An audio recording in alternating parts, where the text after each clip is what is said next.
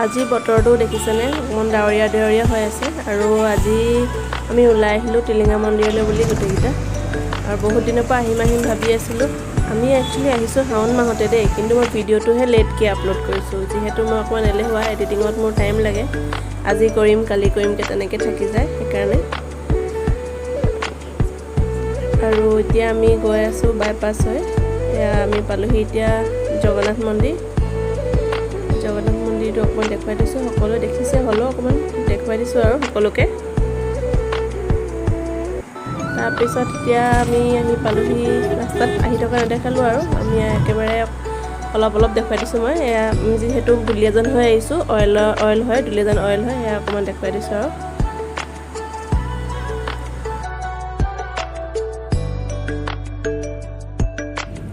আহি এতিয়া আমি পালোহি আৰু টিলিঙা মন্দিৰ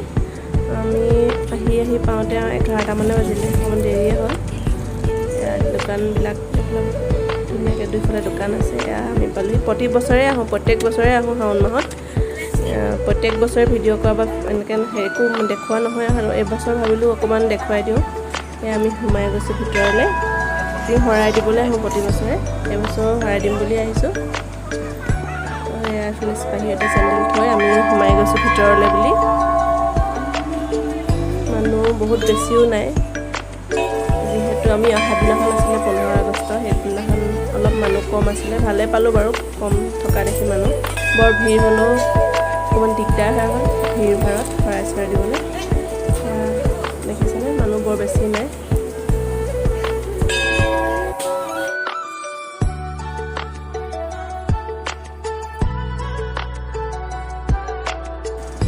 দেখিছে সবফালে দম টিলিঙা মানে যে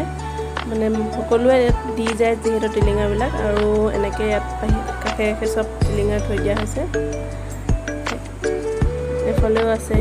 দুইফালে আছে আমি এতিয়া শৰাই চৰাই দি হ'ল আৰু আমি অকণমান এনেই ফটো মাৰিলোঁ আৰু ভিডিঅ' অকণমান কৰি দিছোঁ আৰু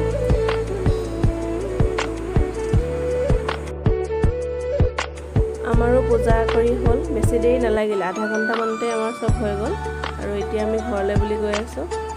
আৰু যদি ভিডিঅ'টো চাই ভাল পালে তেনেহ'লে লাইক কমেণ্ট এণ্ড শ্বেয়াৰ কৰিবলৈ নাপাহৰিব আজিলৈ আৰু বাই